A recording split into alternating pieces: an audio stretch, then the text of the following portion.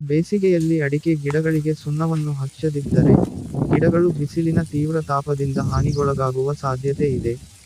ಬಿಸಿಲಿನ ಪ್ರಖರತೆಯಿಂದ ಗಿಡದ ಕಾಂಡಗಳು ಬೆಂದು, ಒಣಗಿ, ಟೊಳ್ಳಾಗುವಂತೆ ಕಾಣಬಹುದು.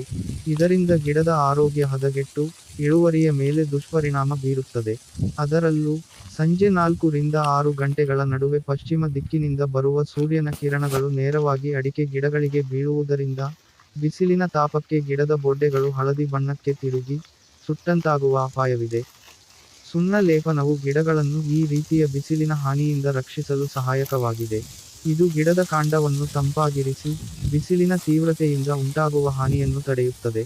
ಅದರೊಂದಿಗೆ, ಸುಣ್ಣದಲ್ಲಿ ಇರುವ ಆಲ್ಕಲೈನ್ ಗುಣಗಳು ಕೀಟಗಳನ್ನು ದೂರವಿರಿಸಲು ಸಹಕಾರಿಯಾಗುತ್ತವೆ, ಏಕೆಂದರೆ ಬಹುತೇಕ ಕೀಟಗಳು ಆಮ್ಲೀಯ ಪರಿಸರದಲ್ಲಿ ಬೆಳೆಯಲು ಇಷ್ಟಪಡುತ್ತವೆ.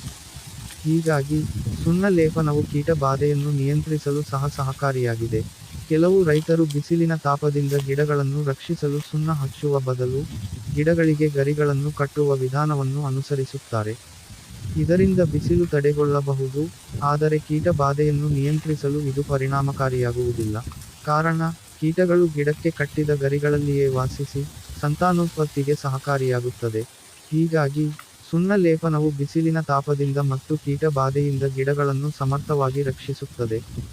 ಅಡಿಕೆ ಗಿಡಗಳಿಗೆ ಪ್ರತಿ ವರ್ಷ ಕಡ್ಡಾಯವಾಗಿ ಸುಣ್ಣ ಲೇಪನಗೊಳಿಸುವುದು ಅವಶ್ಯಕವಾಗಿದೆ. ಇದು ಗಿಡದ ರೋಗ ನಿರೋಧಕ ಶಕ್ತಿಯನ್ನು ಹೆಚ್ಚಿಸಲು ಸಹಾಯ ಮಾಡುತ್ತದೆ.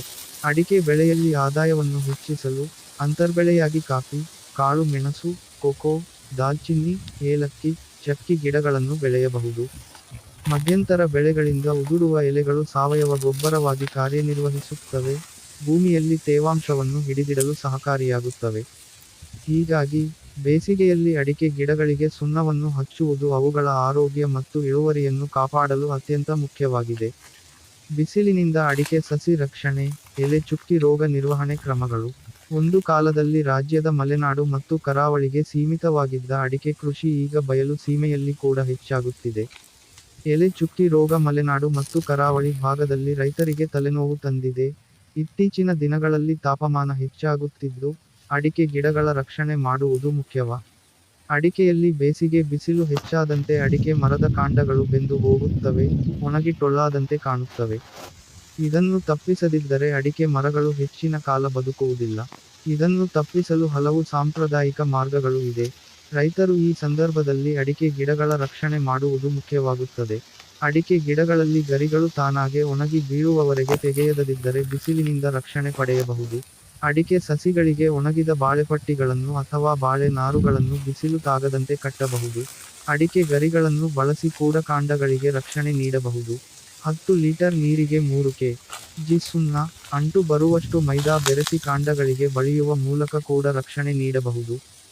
ಕೆಲವು ಕಡೆಗಳಲ್ಲಿ ಬೆಲ್ಲ ಕೂಡ ಬೆರೆಸಿಕೊಳ್ಳಲಾಗುತ್ತದೆ.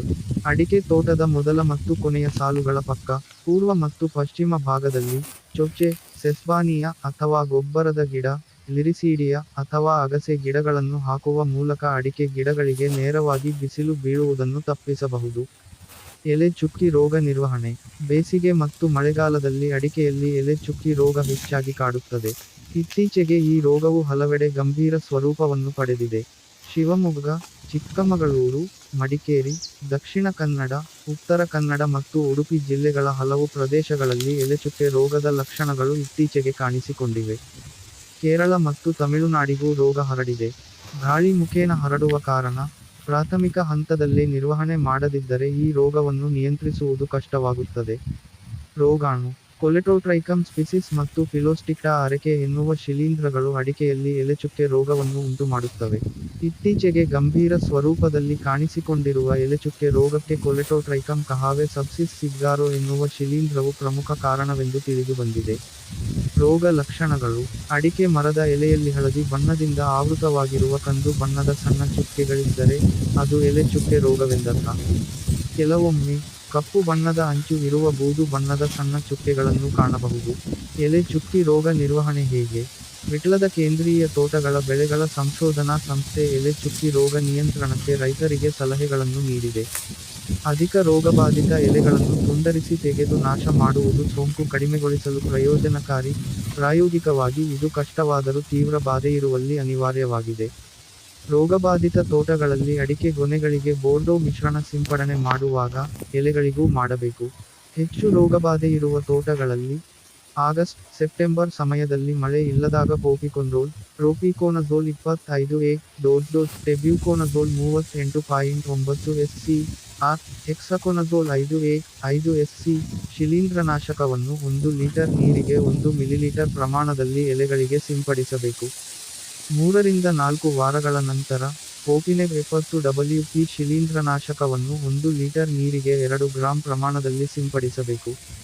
ಶಿಲೀಂಧ್ರನಾಶಕ ದ್ರಾವಣ ತಯಾರಿಸುವಾಗ ಪ್ರತಿ ಲೀಟರ್ ದ್ರಾವಣಕ್ಕೆ 1 ಮಿಲಿಲೀಟರ್ ಪ್ರಮಾಣದಲ್ಲಿ ಅಂಟನ್ನು ಸೇರಿಸಬೇಕು.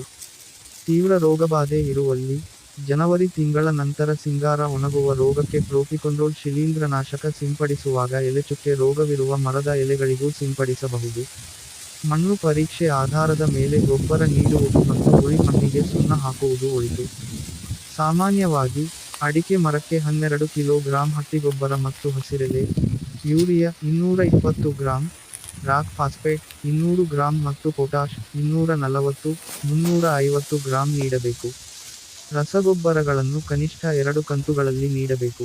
ಜೊತೆಗೆ ಲಘು ಪೋಷಕಾಂಶಗಳಾದ ಸತುವಿನ ಸಲ್ಫೇಟ್ 5 ಗ್ರಾಂ ಮತ್ತು ಬೋರಾಕ್ಸ್ 5 ಗ್ರಾಂ ಕೂಡ ನೀಡಬಹುದು. ಗಾಳಿಯಲ್ಲಿ ರೋಗಾಣು ಬಹಳ ಬೇಗನೆ ಹರಡುತ್ತದೆ. ಹಾಗಾಗಿ ರೋಗಪೀಡಿತ ಅಡಿಕೆ ಸಸಿಗಳನ್ನು ರೋಗವಿಲ್ಲದ ಪ್ರದೇಶಕ್ಕೆ ಸಾಗಿಸದಿರುವುದು ಮತ್ತು ಸಮುದಾಯ ಮಟ್ಟದ ರೋಗ ನಿಯಂತ್ರಣ ಕ್ರಮಗಳು ಮುಖ್ಯವಾಗುತ್ತದೆ. ಅಡಿಕೆ ಗಿಡಗಳಿಗೆ ಸುಣ್ಣವನ್ನು ಹಚ್ಚುವುದು ಗಿಡಗಳ ಆರೋಗ್ಯ ಕಾಪಾಡಲು ಮತ್ತು ಬೆಳೆ ಉತ್ಪಾದಕತೆ ಹೆಚ್ಚಿಸಲು ಅತ್ಯಂತ ಮುಖ್ಯವಾಗಿದೆ. ಸುಣ್ಣ ಲೇಪನವು ಗಿಡಗಳನ್ನು ಬೇಸಿಗೆ ಬಿಸಿಲಿನ ತಾಪದಿಂದ ರಕ್ಷಿಸುವುದರೊಂದಿಗೆ ಕೀಟ ಮತ್ತು ರೋಗಗಳಿಂದ ಕೂಡ ಕಾಪಾಡುತ್ತದೆ. ಸುಣ್ಣವನ್ನು ಹಚ್ಚುವ ಸಮಯ, ವಿಧಾನ ಮತ್ತು ಮುನ್ನೆಚ್ಚರಿಕೆ ಕ್ರಮಗಳನ್ನು ಸರಿಯಾಗಿ ಪಾಲಿಸುವುದರಿಂದ ಉತ್ತಮ ಫಲಿತಾಂಶಗಳನ್ನು ಪಡೆಯಬಹುದು. ಸುಣ್ಣ ಹಚ್ಚುವ ಸಮಯ. ಅಡಿಕೆ ಗಿಡಗಳಿಗೆ ಸುಣ್ಣವನ್ನು ಹಚ್ಚುವ ಅತ್ಯುತ್ತಮ ಸಮಯವನ್ನು ಆಯ್ಕೆ ಮಾಡುವುದು ಗಿಡಗಳ ಆರೋಗ್ಯಕ್ಕೆ ಮಹತ್ವದ್ದಾಗಿದೆ. ಸಾಮಾನ್ಯವಾಗಿ ಡಿಸೆಂಬರ್ ಅಂತ್ಯದಿಂದ ಫೆಬ್ರವರಿ ತಿಂಗಳವರೆಗೆ ಸುಣ್ಣ ಹಚ್ಚುವುದು ಸೂಕ್ತವಾಗಿದೆ. ಈ ಅವಧಿಯಲ್ಲಿ ಹಚ್ಚುವುದರಿಂದ ಬೇಸಿಗೆ ಬಿಸಿಲಿನ ತಾಪದಿಂದ ಗಿಡಗಳನ್ನು ರಕ್ಷಿಸಲು ಸಾಧ್ಯವಾಗುತ್ತದೆ. ಹೆಚ್ಚುವರಿವಾಗಿ ಈ ಸಮಯದಲ್ಲಿ ಹಚ್ಚಿದ ಸುಣ್ಣ ಲೇಪನವು ಮಳೆಗಾಲದಲ್ಲಿ ಉಂಟಾಗುವ ಫಂಗಸ್ ಮತ್ತು ಇತರ ರೋಗಗಳಿಂದ ಗಿಡಗಳನ್ನು ಕಾಪಾಡುತ್ತದೆ. ಸುಣ್ಣ ಲೇಪನದ ಪ್ರಯೋಜನಗಳು. 1. ಬಿಸಿಲಿನ ತಾಪದಿಂದ ರಕ್ಷಣೆ. ಬೇಸಿಗೆ ಅವಧಿಯಲ್ಲಿ ಸಂಜೆ 4-6 ಗಂಟೆವರೆಗೆ ಪಶ್ಚಿಮ ದಿಕ್ಕಿನಿಂದ ಸೂರ್ಯನ ಕಿರಣಗಳು ನೇರವಾಗಿ ಅಡಿಕೆ ಗಿಡಕ್ಕೆ ಬೀಳುವುದರಿಂದ ಬಿಸಿಲಿನ ಪ್ರಖರತೆಗೆ ಹಳದಿ ವರ್ಣಕ್ಕೆ ತಿರುಗಿ ಸುಟ್ಟಂತಾಗುತ್ತವೆ. ಹೀಗಾಗಿ ಸುಣ್ಣ ಲೇಪನ ಮಾಡುವುದರಿಂದ ಈ ಅಪಾಯ ತಪ್ಪಿಸಬಹುದಾಗಿದೆ. 2. ಕೀಟ ಮತ್ತು ರೋಗ ನಿಯಂತ್ರಣ. ಮಳೆಗಾಲದಲ್ಲಿ ಮೇಲಿನಿಂದ ಸುರಿದ ನೀರಿನ ದಾರಿಗುಂಟಲೆ ಅಡಕೆ ಬೆಳೆಗೆ ಹಾನಿಯುಂಟು ಮಾಡುವಂಥ ಬಸವನ ಹುಳು, ಗೆದ್ದಲು ಹುಳು ಸೇರಿದಂತೆ ಇನ್ನಿತರ ಭೂಮಿಯಲ್ಲಿರುವ ಕೀಟಗಳು ಗಿಡದ ಮೇಲೇರುವ ಅಪಾಯ ರೈತರನ್ನು ಕಾಡುತ್ತದೆ. ಜತೆಗೆ ಬೇಸಿಗೆಯಲ್ಲಿ ಹೆಚ್ಚಾಗುವ ಬಿಸಿಲಿನ ಝಳವನ್ನು ಅಡಕೆ ಗಿಡಗಳು ತಡೆದುಕೊಂಡು ಫಲ ಹಿಡಿಯುವ ನಿಟ್ಟಿನಲ್ಲಿ ರೈತರು ಅಡಕೆಯ ಆರೈಕೆ ನಡೆಸುತ್ತಿದ್ದಾರೆ. 3. ರೋಗ ನಿರೋಧಕ ಶಕ್ತಿ ಹೆಚ್ಚಳ. ಸುಣ್ಣದೊಂದಿಗೆ ಮೈಲುತುತ್ತೆಯನ್ನು ಮಿಶ್ರಣಗೊಳಿಸಿ ಅಡಕೆ ಗಿಡಗಳ ಬೊಡ್ಡೆಗಳಿಗೆ ಲೇಪನ ಮಾಡಲಾಗುತ್ತದೆ. ಮೈಲುತುತ್ತೆ ಕೀಟನಾಶಕದ ರೂಪದಲ್ಲಿ ಕೆಲಸ ಮಾಡುತ್ತದೆ. ಮೈಲುತುತ್ತೆ ಬಳಸುವುದರಿಂದ ಬೆಳೆಗೆ ಹಾನಿಯುಂಟು ಮಾಡುವ ಸೂಕ್ಷ್ಮ ಜೀವಾಣುಗಳು ಅಲ್ಲಿಯೇ ನಶಿಸಿ ಹೋಗುತ್ತವೆ. ಕೀಟಗಳು ಗಿಡದ ಸಮೀಪ ಬಾರದಂತೆ ಕಾಂಡವು ವಿಷಪೂರಿತವಾಗುತ್ತದೆ. ರೈತರು ಅಡಕೆ ಗಿಡಗಳಿಗೆ ಸುಣ್ಣ ಮತ್ತು ಮೈಲುತುತ್ತೆ ಬಳಸುವುದರಿಂದ ರೋಗ ನಿರೋಧಕ ಶಕ್ತಿಯನ್ನು ಹೆಚ್ಚಿಸುತ್ತದೆ. ಸುಣ್ಣ ಲೇಪನದ ವಿಧಾನ. ಸುಣ್ಣ ಲೇಪನವನ್ನು ಸರಿಯಾದ ವಿಧಾನದಲ್ಲಿ ಹಚ್ಚುವುದರಿಂದ ಗಿಡಗಳಿಗೆ ಉತ್ತಮ ರಕ್ಷಣೆ ಒದಗಿಸಬಹುದು. 1. ಸುಣ್ಣ ದ್ರಾವಣ ತಯಾರಿ. 10 ಲೀಟರ್ ನೀರಿಗೆ 3 ಕೆ.ಜಿ. ಸುಣ್ಣವನ್ನು ಸೇರಿಸಿ, ಅದಕ್ಕೆ ಅಂಟು ಬರುವಷ್ಟು ಮೈದಾಹಿಟ್ಟು ಬೆರೆಸಿ ದ್ರಾವಣವನ್ನು ತಯಾರಿಸಬೇಕು. ಕೆಲವು ಪ್ರದೇಶಗಳಲ್ಲಿ ಬೆಲ್ಲವನ್ನು ಕೂಡ ಸೇರಿಸಲಾಗುತ್ತದೆ. 2. ಲೇಪನ ಪ್ರಕ್ರಿಯೆ. ತಯಾರಿಸಿದ ದ್ರಾವಣವನ್ನು ಅಡಿಕೆ ಗಿಡಗಳ ಕಾಂಡಗಳಿಗೆ ಹಚ್ಚಬೇಕು.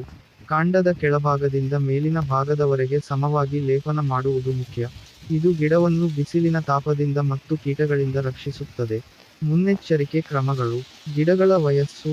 ಹೆಚ್ಚಿನ ತಾಪಮಾನವು ಎಳೆಯ ಅಡಿಕೆ ಸಸಿಗಳಿಗೆ ಹಾನಿ ಮಾಡುವ ಸಾಧ್ಯತೆ ಇರುವುದರಿಂದ ಇಂತಹ ಸಸಿಗಳಿಗೆ ವಿಶೇಷ ಗಮನ ನೀಡಿ ಅವುಗಳಿಗೆ ಸೂಕ್ತ ರಕ್ಷಣೆ ಒದಗಿಸಬೇಕು. ಮಿಶ್ರಣ ಪ್ರಮಾಣ. ಸುಣ್ಣ ದ್ರಾವಣ ತಯಾರಿಸುವಾಗ ಸರಿಯಾದ ಪ್ರಮಾಣದಲ್ಲಿ ಮೈದಾಹಿಟ್ಟು ಮತ್ತು ಬೆಲ್ಲವನ್ನು ಸೇರಿಸುವುದು ಮುಖ್ಯ.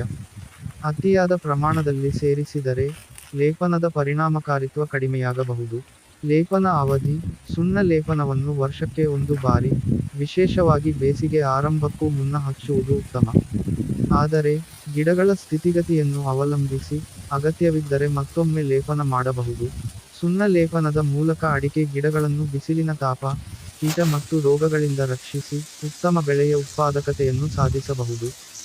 ಸಮಯಕ್ಕೆ ಸರಿಯಾಗಿ ಮತ್ತು ಸರಿಯಾದ ವಿಧಾನದಲ್ಲಿ ಲೇಪನ ಮಾಡುವುದರಿಂದ ಗಿಡಗಳ ಆರೋಗ್ಯ ಕಾಪಾಡಲು ಸಾಧ್ಯವಾಗುತ್ತದೆ. ಬೇಸಿಗೆಯಲ್ಲಿ ಸುಣ್ಣವನ್ನು ಹಚ್ಚದಿದ್ದರೆ ಅಡಿಕೆ ಮರಗಳ ಕಾಂಡ ಸೀಳಿ ಮರಗಳು ಹಾಳಾಗುತ್ತವೆ ಮತ್ತು ಅಡಿಕೆ ಮರಗಳು ಗಾಳಿಗೆ ಬಿದ್ದು ಹೋಗುತ್ತವೆ. ತಪ್ಪದೆ ಅಡಿಕೆ ಮರಗಳಿಗೆ ಸುಣ್ಣವನ್ನು ಪ್ರತಿ ವರ್ಷ ಎಲ್ಲ ಮರಗಳಿಗೆ ಸುಣ್ಣವನ್ನು ಲೇಪನ ಮಾಡಿ ಮತ್ತು ಹೆಚ್ಚಿನ ಇಳುವರಿಯನ್ನು ಪಡೆಯಿರಿ. ಈ ನಮ್ಮ ಮಾಹಿತಿ ನಿಮಗೆ ಇಷ್ಟವಾಗಿದೆ ಎಂದು ನಾನು ಭಾವಿಸಿದ್ದೇನೆ. ನಮ್ಮ ಮಾಹಿತಿ ನಿಮಗೆ ಇಷ್ಟವಾಗಿದ್ದರೆ ಪ್ಲೀಸ್ ನಮ್ಮ ಚಾನೆಲ್ ಅನ್ನು ಸಬ್ಸ್ಕ್ರೈಬ್ ಮಾಡಿ ಮತ್ತು ಲೈಕ್ ಮಾಡಿ, ಶೇರ್ ಮಾಡಿ. ನಾನು ನಿಮಗೆ ಮುಂದಿನ ದಿನಗಳಲ್ಲಿ ಇನ್ನೂ ಹೆಚ್ಚಿನ ಮಾಹಿತಿಯನ್ನು ಸಾಧ್ಯವಾದಷ್ಟು ಕೊಡುತ್ತೇನೆ ಎಂದು ಹೇಳುತ್ತಾ ನನ್ನ ವಿಡಿಯೋವನ್ನು ಮುಗಿಸುತ್ತಿದ್ದೇನೆ. ವಿಡಿಯೋ ನೋಡಿದ ಎಲ್ಲರಿಗೂ ಧನ್ಯವಾದಗಳು. ಮುಂದಿನ ವಿಡಿಯೋದಲ್ಲಿ ಸಿಗೋಣ. ನಮಸ್ಕಾರ.